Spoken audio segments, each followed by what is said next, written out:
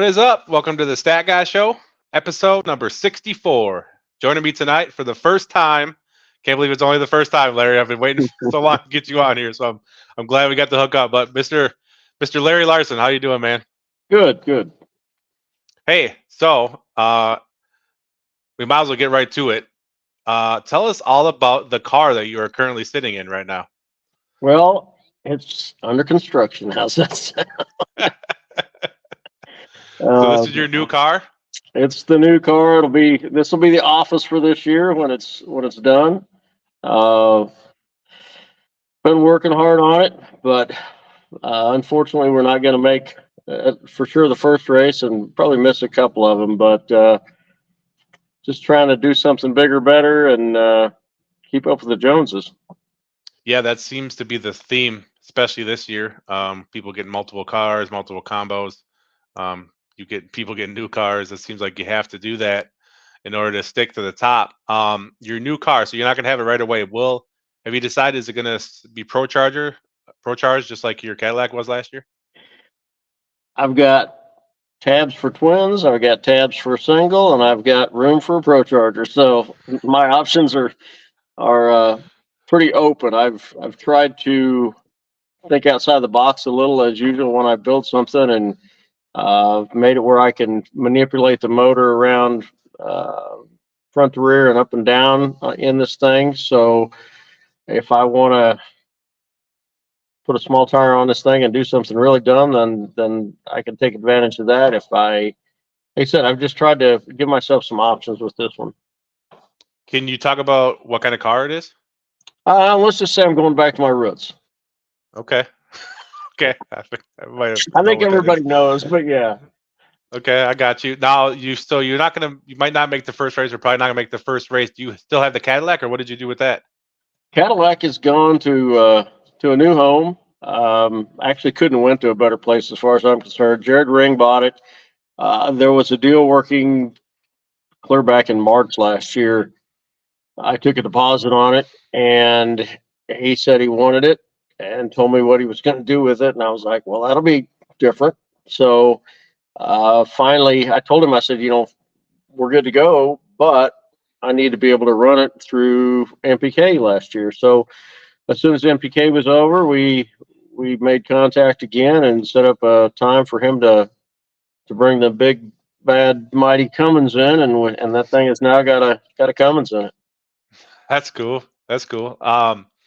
What was it about the Cadillac that you wanted to move on from it? Did it need a bunch of upgrades that you'd rather build a new car instead, or what was the deal there? The Cadillac served me good. It was kind of they aggravated me a little bit when some of the rule stuff went on about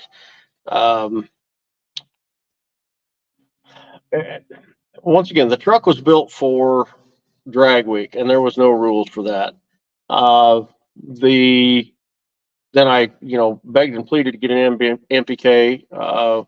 Reaper finally got me in, and I had to put the extension on it to fall into the wheelbase rules and all that, and ran it for 2 seasons. First season with twins, second season with a single, and did real well. Finished 4th and 3rd, and then out of the blue, hey, that thing's not legal. Couldn't get any answers. Am I going to be able to run it? Not run it? Whatever. And the final thing I got was we need something more stock appearing. So that brought on the Cadillac. I didn't want to do a CTSV. I like the cars as a driver, but I don't care for them as a race car. The ATS is a little shorter, smaller.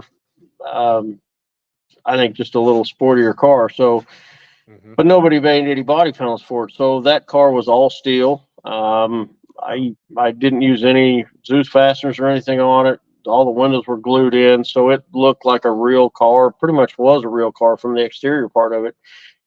But that being said, even with the late model sheet metal on it, which is fairly light, the car was still heavier than what I would want. And then as the rules kept changing and some of the classes got lighter, then I couldn't get the weight. I still ran the single on it, but at the end of 22, gosh, I was for that class, for that combination, I was 200 pounds heavy or 220. Mm. So that really hurt. So then that's why last year I went to the ProCharger on it. So this time I've never ever tried to build a car light or build a light car for customers or anybody, because just never went down that road with anybody. But so this one I've once again tried to do some stuff, the engine transmission stuff, and then also getting after the lightweight part of it, trying to make this thing as light as I can. So either one, I can put weight in it, or I can run any combination that I want and try and run it as light as I can. I gotcha. And you mentioned how you have some options for your new car this year as far as what combination. Now after last year, you were always turbo, and last year you went ProCharger. Um, this offseason, we've seen a couple guys who don't have maybe never been twin turbos or haven't been for a long time. Scott Taylor, Jimmy Taylor. Why do you, especially after last season? I felt like the turbo combination, the rules for the turbo, they needed something for this year. Why do you see that's a possibility that it might actually be a good combination to have this season? Well, the a few things. The turbo combination came around a little bit last year. Mark Mickey and Todd Moyer both went out there and ran extremely well. Changed up the combinations a little bit with how they were running stuff. Exhaust gate versus intake gates on the cars. Um, Changed some gear ratio. Changed a lot. A lot of things changed, and it made the cars where they would 60 foot better. Mark's car, was noticeably better. I mean, Todd's was too, but that I think got everybody's interest peaked again, to go out and try and run one. And then, as good as the racetracks were, especially the last 4 or 5 races of last year, as bad as this sounds, if one of the turbo guys would have had their act together, that turbo car should have won every one of those races. Hmm. With the Wow. racetracks being that good, especially what kills it for the turbo cars at MPK, or always has, is the turbo cars really had to run in the back half of the racetrack to make up Hmm. for what they couldn't get 60 foot with the ProCharger cars or nitrous cars, whatever. And now that they're 60 foot and better, it makes it a little easier. But the problem is that the NPK tracks, whatever we rolled in there on Friday night, then it would get better to the 330. But from the second half of the racetrack, usually never got any better than it was when we rolled through the gate. But the Gotcha. racetracks, those, like I said, those last 4 or 5 were definitely better. And man, you could roll some steam in them things if you had the right combination. Yeah, and then um, I suppose being on the 34 and a half compared to the 36, if there's no rubber out there on the big end, that probably doesn't help the turbo cars either. Then I wouldn't think. No, that's why I say it put them at a disadvantage, because you couldn't dial the power into them on a normal surface, Hmm. or normal MPK surface. So that's what made them. It was difficult for them to be competitive, and then they pulled some weight off of them last year, also mid-season, and it just started making stuff more desirable to run that combination. Yeah, for sure. Well, it sounds like you got some new positive stuff going on for next year, or for this year, I should say, Larry. Fingers crossed. Yeah, let's talk about the 2023 season. Let's talk about season 6 before we get into next year, this year. Um, so I guess it was a bit of a bounce back season for you. You finished 18th in the points. You went to a finals in Vegas. How do you feel it went overall? Overall was pretty good. We struggled a little early. I didn't even bolt the ProCharger on until, I don't know, within a week of the first race. And we tested once. I was trying some tire stuff and struggled with that even through the first race at Columbus. Uh, Struggled the first few races to really get a handle on stuff. And what I learned during that time would have been beneficial even with the single on it. The years before, actually, also, which is once again come into play on what I'm doing with the new car. But once we figured out what the car wanted or what the combination wanted and what we needed to do, then things started coming around. My goal was to try and finish in the top 10. That's what I was after. I think we got as high as 12th. Hmm. Uh, then we had every opportunity to move into the top 10. I mean, the guys in front of us, David Gates, Scott Taylor, three or four of them would go out first round for a couple of races, maybe even three. But those particular races, I had some parts attrition and with the ProCharger of all things. One was a coupler. Another one, Dave jumped on me, I think, at 42, maybe it was. And another one, I went out like three runs, three races in a row. I went out first round, and so set us back. And once again, finished 18th, which I wasn't really happy with, but we did. We felt like we had the car was better, everything was better, but man, the competition has stepped up so much. You better be on your A game every round. Yeah, for sure. And speaking of the competition, so from season 5 to season 6, you actually jumped up 10 spots. Um, Even with the tough competition, you did a lot better. Do you think it was going? What do you think the reason that was? Do you think it was the ProCharger going to ProCharger had a big I impact think on that? I think that was part of it. There was some once again there were some things with the single. Once again, I was overweight with the single. If I could have been at weight with the single, because I made some weight adjustments after I built the Cadillac, with they took some more weight off, and that was the reason I went to the single when I had the truck way back when. But clear back then, you had to weigh. Don't hold me to it, but I think twins had to weigh like 3,000 pounds back then. And as time went on, and so it was fine. I could weigh like, I don't remember, 200 or 300 pounds less than twins. Well, that's why I went to the single. But as things went on, and they kept taking weight, which makes it safer, and I was in agreement with. But then what happened to that is, if there was a combination that they thought needed some help, they'd take more weight off. And I said, well, that doesn't do any good when you've got some of these guys out here with cars that are too heavy to take any weight off of. It just actually put Right. us everybody at a disadvantage. So once again, being 200 pounds heavy was a big disadvantage. So just going to the ProCharger combination put me at weight, which took 200 pounds off of me basically. Hmm. And the ProCharger combination is definitely easier to tune, more consistent.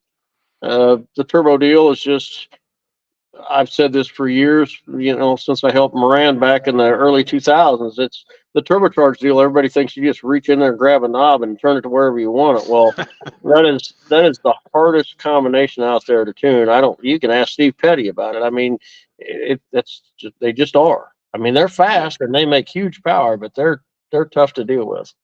Hmm. For sure. So from an individual standpoint, Larry, was there any time in season 6 where you were like, look back, if you would have done something a little differently, you might have finished higher, or at any point in the season? No, not that comes off the top of my head. Like I said, those three races really hurt. There's there as a whole, no. I mean, I felt we did decent. I mean, there's Hmm. times that you wish you would have stood on it a little bit more, and some of those things, but we didn't really tear anything up. We didn't.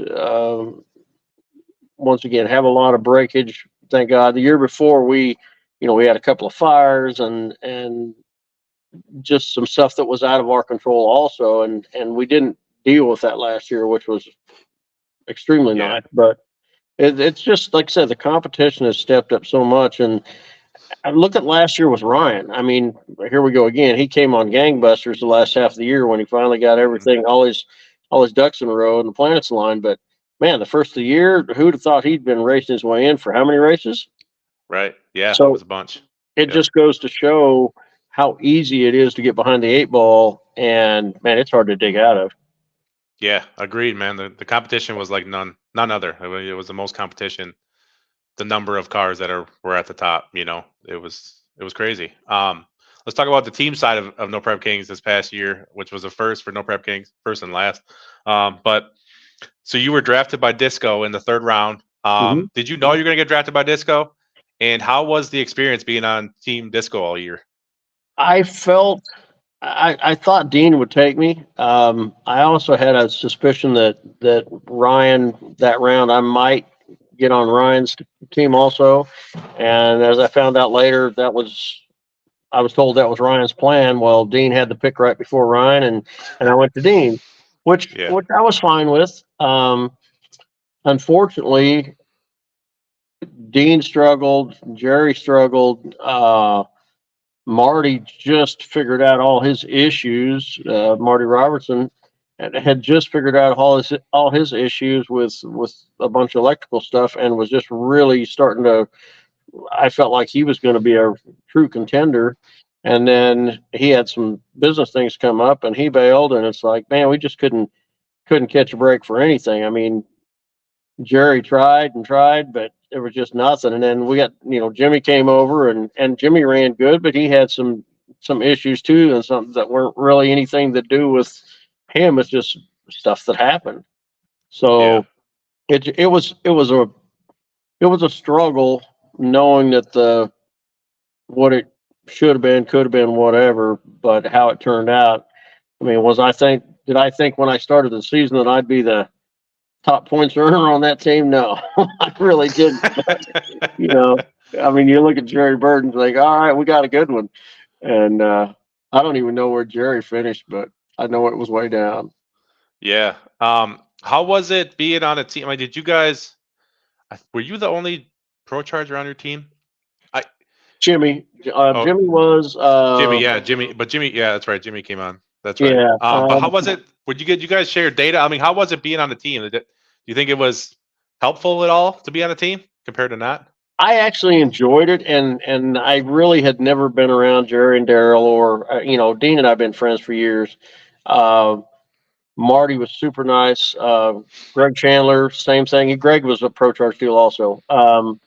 Greg was good. He struggled early trying to get a handle on stuff. Ran better at the end of the year also, but it was good. And I don't think everybody on the team other than Dean, I had never really had much interaction with. So, it was, I enjoyed it. It was, interacting with Jerry and those guys. And I think most of those guys, Jerry said at one time, the one guy that I figured that wouldn't help me the most on the team all year long, and because I told him, I said, anything you need, I'll help do whatever.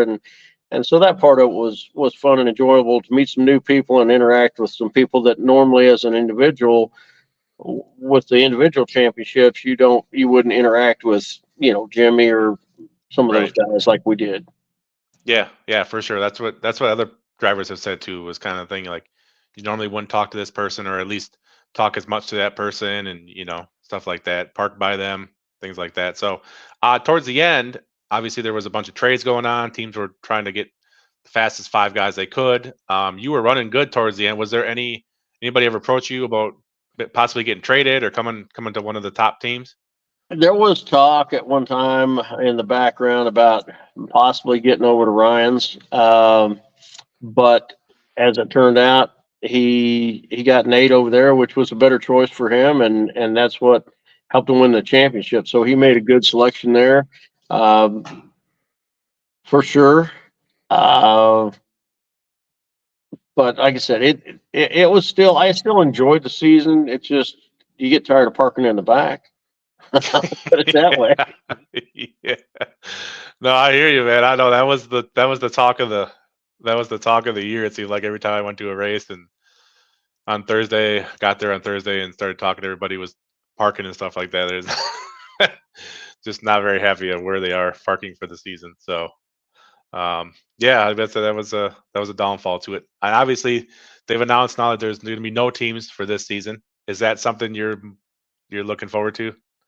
Um, I don't know if it's good or bad. I felt like that for a team championship, just like last year, you go out there and you could have had Ryan on the team, and if all the other four guys were floundering, he's gonna suffer too. Yeah.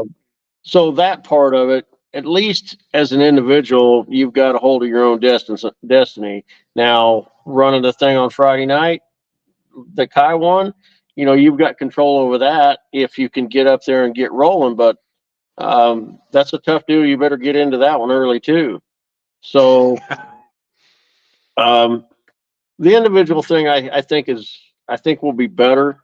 But always before or the last couple 3 years, I parked with Robin, and we'd build a good relationships there, and shared some data and some other things. So I did miss that last year.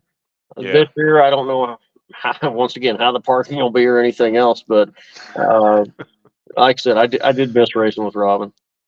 Yeah, I think about that too. Yeah, is a lot of the core teams, guys who were together normally, not necessarily teammates, but guys who raced together, parked Yep. together, friends.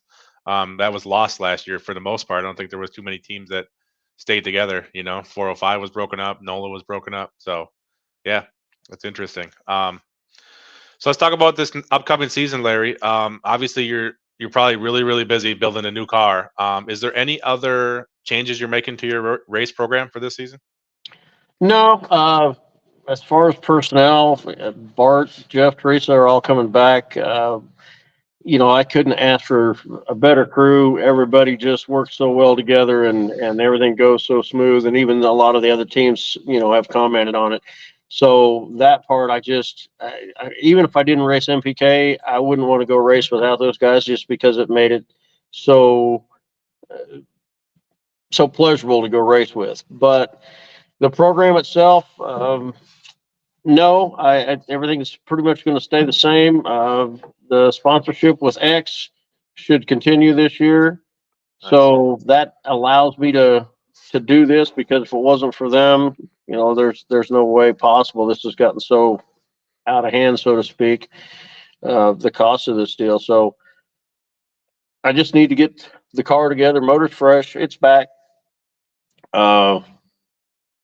Just need to get the car together. That's the biggest thing right now, and get a few laps on it, so I don't go out there and stub my toe. Yeah. Have you thought about, since X is back, have you thought about wrapping the new car in X again? Because he was pretty unique, especially with No Prep Kings. I think you were the first car that I've seen totally wrapped and sponsored. So is that something you're going to do for the future, or are you going to go old school with no lettering? Well, if we're going to do the insurance deal, that's part of the deal with X. Rick wants the thing, company logo, whatever.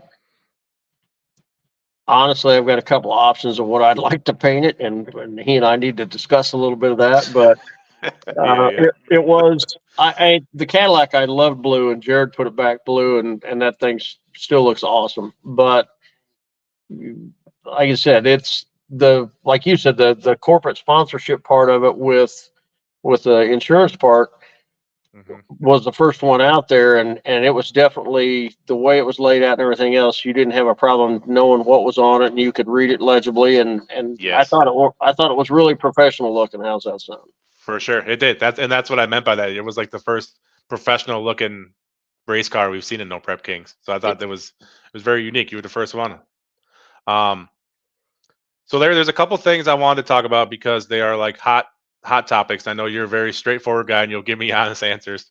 One of the things I wanted to discuss, and someone like Jim Howe had done a video about it, but really it's about the tree, the No Prep Kings, the tree they use and the system they use, and the delay boxes and guessing on the tree. What are your thoughts about overall the tree for No Prep Kings?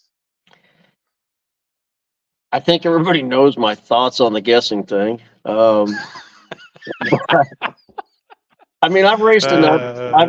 I've raced enough series over the years. I don't care whether it's NHRA, whatever, whether it be Pro Mod, Pro Stock, Comp Eliminator, I don't care whether it's what tree or anything else.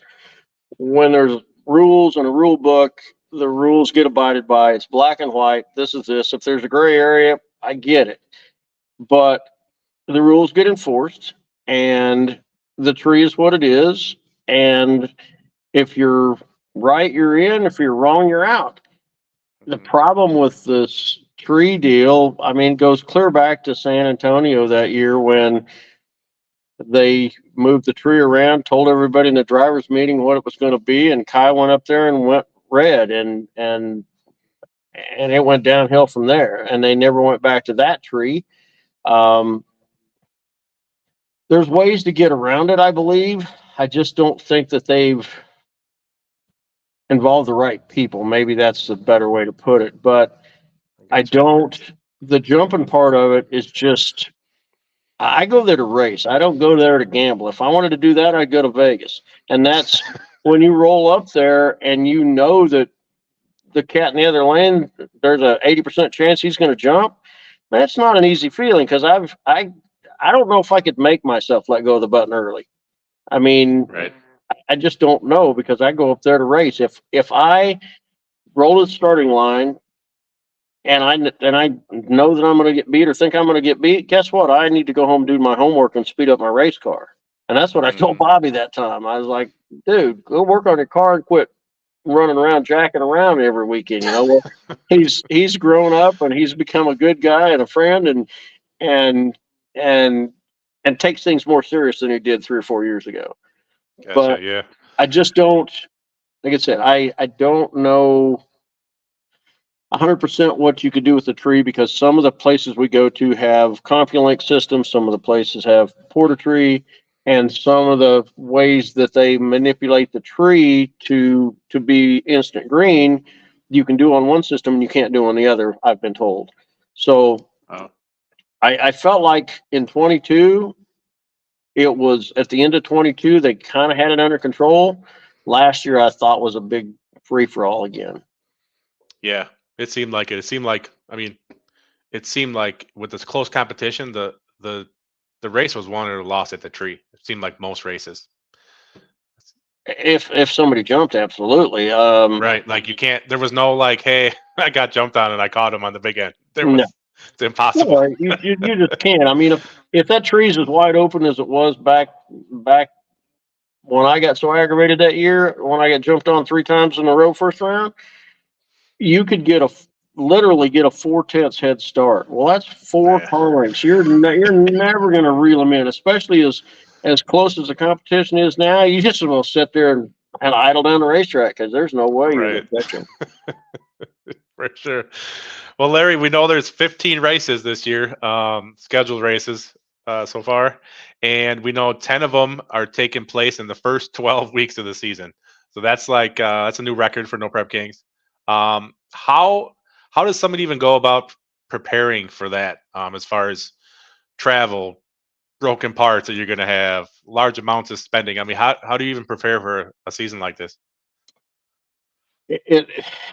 Yeah, the logistics of that whole deal is just absolutely crazy. I actually had that conversation with Mark Mickey from M&M Transmissions Saturday, and he said him and Proline both it threw them into such a tailspin last year with the attrition of parts because Mark said I'd get 10 or 11 trannies back, maybe not all from MPK, but I'd get 10 or 11 trannies back because I didn't have the manpower to get them all rebuilt and back out by that race. So if they didn't have a spare, they're sitting there begging. Well, then if they did decide they wanted a spare, he didn't have time to build it anyway.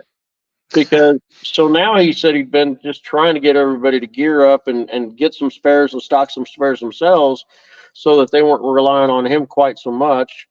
And I know Proline was the same way with rods and pistons and rebuilds. And I mean, it's just crazy when you run that many weeks in a row, which leads me into the other thing is that I wish they would, if we're going to run a 15 race season, I wish they would take the top 10 or 12 races and use those for points. And that way, if somebody hurt an engine and had a motorhome go down, you name it, right? And didn't have a spare car or a spare engine or a spare whatever, that wouldn't kill your season. And it will only help the guys that go to all 15 because they'll get to throw away their worst 3 or 5 or whatever, right? But the other guys that are struggling to make this this trek and do all these back to back, then it would let them still try and compete for a season by only looking at 10 or 12 races. Yeah, But I like that. I never even thought about that, Larry. That's a great idea. I mean, that really, like you said, that would help guys who know they're probably not going to be able to make the whole season. You know, that would help. That would help a lot. That would kind of even the playing fields for people for small budget and big budget. You know. well, look like Bodie last year. Some of the guys that didn't make every race. I mean, it gives them a chance to be competitive, or whether they just can't make it because of monetary reasons. Like the ones that like B-Red. I mean, he doesn't go to Boise because it's so far, and some of the West Coast guys don't go clear to the East Coast like New Hampshire and stuff. So it would help that, in my opinion, and once again, it's not going to hurt the guys that go to all 15. It's actually going to make it better for them. Right. That'd be a nightmare to keep track of those points. Holy shit. So Larry, so you have been there, you've been around since the beginning, Larry. And back in the day, there used to be small tire cars in the Invitational for No Prep Kings, and now we are at where there's guys building multiple cars with multiple combinations. Did you ever imagine that No Prep Kings would get to this level we're at right now? No, I don't think anybody envisioned this thing turning into this kind of a shit show. I just it just goes to show how competitive this series has gotten. Last year, I said you could take the top 15 guys in MPK, and they had enough parts and good enough equipment that they could go to PDRA or NHRA or wherever and have a shot at qualifying because they've got that good of stuff. And if it went from going and running on marginal racetracks and things like that to, once again, last year's tracks were very good when we rolled in the gate, and so it's turned into I shouldn't say not so much a tuner and driver's race, but it really has. It's turned into who can turn the screw the farthest on their how close they want to get to hurting their equipment on how fast they want to go, and if they've got spares. It's just gotten that fast and that out of control. But I mean, more power to these guys. I'm not hating on anybody, but right. If you got Ryan with 2 cars, Scott with 2 cars, Jimmy with 2 cars, God forbid who else is out there, that they can run a different combination depending on the racetrack. Good for them, but oh my God, where does it stop? It doesn't. It's never going to stop. I mean, I've never seen this in any motorsport like this that I'm aware of, that there's been one team bringing multiple cars with separate power adders.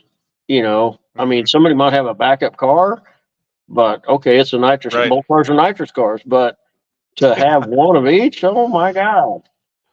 Yeah, it's an advantage, and like it's the competition that's coming out, right? It's the competitive nature of everybody, and like you said, you're building a brand new car to try to keep up with the Joneses. Everybody's trying to keep up with the top guys, and yeah, it just gets like infectious. You just want to the competitive side of you feels it so much that you do whatever you can do to get a upper hand. But so there was some preliminary, maybe not the official rules yet, but there was some preliminary things that came out about the F4 136 getting 50 pounds added to it this year, as well as the screw blower staying at, well, it was at 98 in Arizona, so it's going to stay at 98 for the whole season, like it was in season 5.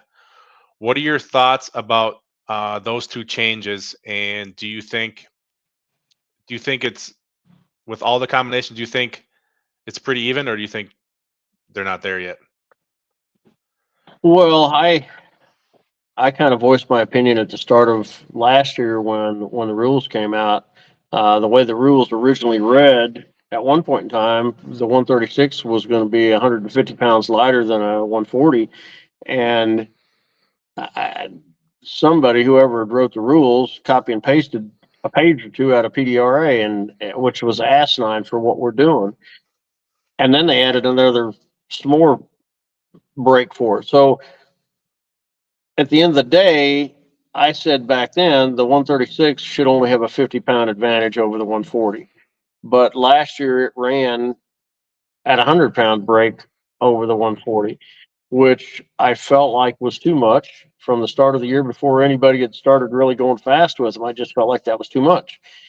Then at the end of the year, I'm not exactly sure who whined the loudest, so to speak, but to get 6% back on the screws, I know that Chuck Parker was definitely fast at Steele, Alabama at 92 over. Now, if a couple of other crybabies wanted to, whine for 6%, hey, why don't you go work on your program? This guy over here is just making you look bad. So work on your program. This guy can do it. That you should be able to do it.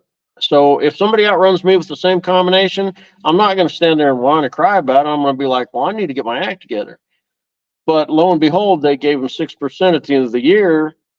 Great and fine. Well, then they're going to hang 50 on the 136 on top of that. It's like now we've just taken, if there was an advantage last year with 100 pounds for the 136, now they've flopped the tables. And I think this year, if you don't have a screw or a Damon combination that's a little odd that nobody has, that you're in trouble. Yeah. No, and yeah, I don't know enough about it to make any kind of opinion on it really. I just know 2 years ago they were at 98 and they thought that was too much. And now we're back to 98. And then the ProChargers, I agree, was probably too light. And so they added 50 there. I don't know. I don't know enough about it, but it just seems like from the outside looking in, I mean, you look at it, the screw blowers last year, there just wasn't as many. Kai won the grade A. You know what I mean? He did awesome with the screw blower. Jim Howe was very fast with a screw blower at the end of the year. Justin Swanstrom was fast. He won the last race with a screw blower. There just wasn't as many screw blowers in the field as in general. There was a bunch of ProCharger guys. You know what I mean? So looking at it, it seemed like, hey, the ProCharger guys really dominated there. And it's like, well, there just happened to be a lot more of them, and they did really well. Don't get me wrong. You know what I mean? But I don't know. I just seemed like we're going to be back to where we were 2 years ago. But what do I know? I'm just that guy. Yeah, I would agree. I think they flopped the tables too much personally, but we'll see. Yeah, for sure. Larry, if you want people who are watching, I don't know if are you on your phone? You're on your phone, Larry, huh? I'm on my phone, yeah. There should be something at the bottom called like chat or something. If you're watching right now, if you want to ask Larry any questions, put them in the chat. I'll look for them if you can't see him, Larry. It's going to look like you're gone when you're looking at the chat, but you're still there. No, I can.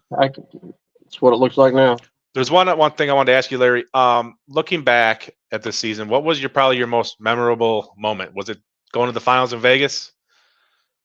Yeah, I think so. It's funny because Bart and I, that was on the crew, we joked about that because Vegas has always been good. Back when we ran with Moran, we always ran good in Vegas. Won the Streetcar Super Nationals out there one year. Took the Chevy 2 out there and went 6. First time that thing had been in the 6s out there. Took the truck out there, went in the 5s. First time in Vegas. So Vegas has always been good to me, and so we had high expectations. Caught a few breaks, outrun a few people, and got to the final. Unfortunately, it was with one of the faster cars in the season last year with Damon, and really felt like I was going to be a little closer than that. I hadn't made good runs all weekend, but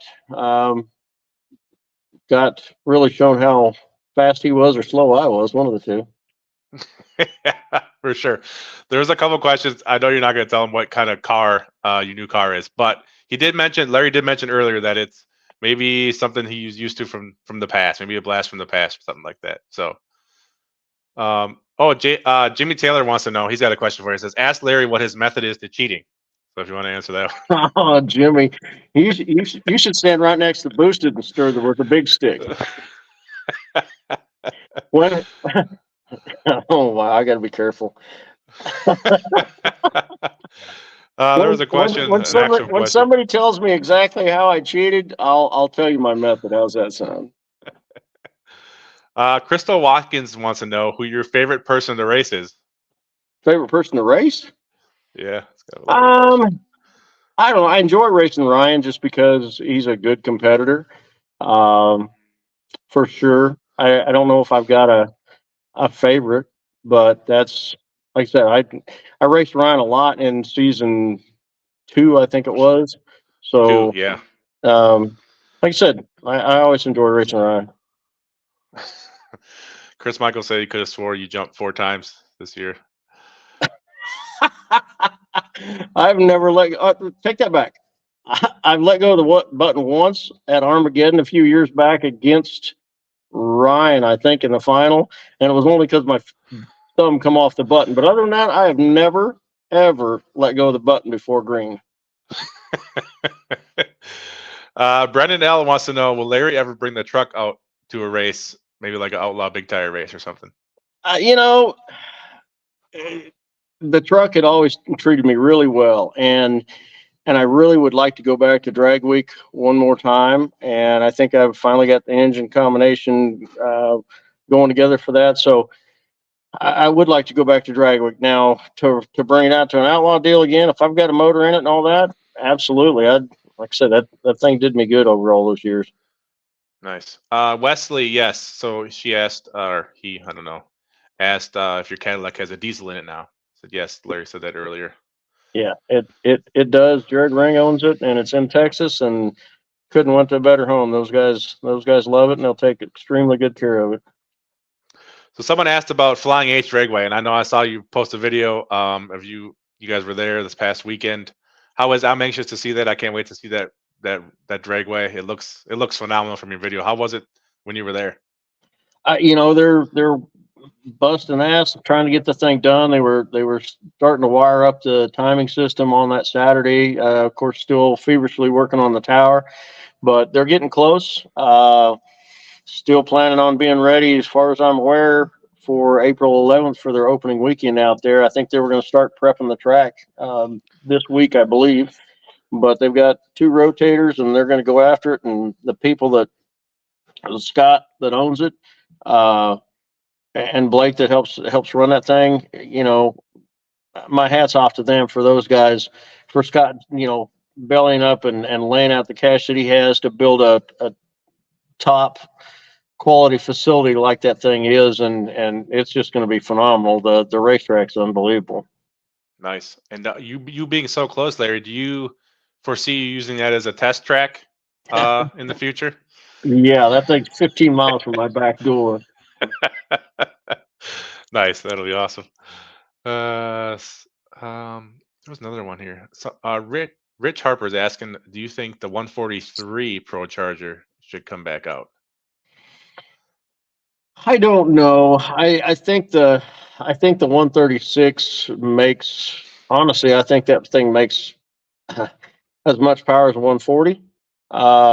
What helped the 136 even more was, like I said, they were 100 pounds lighter. So it'll be interesting. I know one particular racer that's going to go out and run a 140 and a 136 back to back at the 2 weights and see which one's faster here before the season starts. So we'll know. Yeah, nice. Yeah, I think that's a great idea. There was another one I saw here. Oh, Mike Bell. Okay, so I'm guessing it's because we're going back to individual racing this year. Do you think there'll be more callouts now? Do you think the callouts, it kind of went away? Nobody really did it at all this year, I don't think, for the most part. No, Do you think that'll return? I think the callouts will be there. I don't think anybody will take one. I mean, I got after Ryan at the start of 22, and unfortunately it cost me. I had to dig myself out of the hole because I wasn't thinking it was the first race, and I was, if I went out first round against Ryan, the only reason I called him out is I felt like I could beat him, which I didn't. But being the first race, it was tough because then I had to dig myself out of a hole. I didn't have any points, so I had to race my way in. It wasn't like going in 3 or 4 races in and doing it, but most of the guys won't take it. it's just weird. You get the guys like Swanstrom that want to get up there and shoot off the mouth and bet for money and all this stuff, but then they don't want to take a call out. And I just don't. I think they'll have it, but I think it'll be pretty rare if somebody takes one. Okay, I got you. That looks like about all the questions I see, Larry. I did have one more for you before we go. What races besides Flying H? Are there any other races you look forward to this year? Uh, that's for sure. That's the one I'm for sure going to try and I'm shooting to try and make with the new car. But there's a bunch of the tracks that I really enjoy going to, and then there's going to be a couple of them that I'm going to miss, unfortunately. But that's probably the biggest one that I'm looking forward to this year, just because one, it's a new track, new venue, and two, it's like I said, 15 miles away. Yeah, that's nice. That'll be nice for you. Well, Larry, I don't want to keep you all night. First off, I appreciate you coming on, sir. I know I've been trying to do this for a while now. I wanted to have you on the show. I've had a lot of people on, and I've been a fan of yours since early on, buddy. Especially season 2 when you guys came down to that last race between you, Mike, and Ryan. That was pretty awesome, and you Yeah, were pretty fast in that truck. But I appreciate you coming on, man. I wish you the best of luck this year. I can probably speak for everybody. We can't wait to see your new car when it's all done. And I hope you make all the races if you can, sir. I appreciate it very much. All right. Thank you, Larry. Have a good night. Yep. Thank you.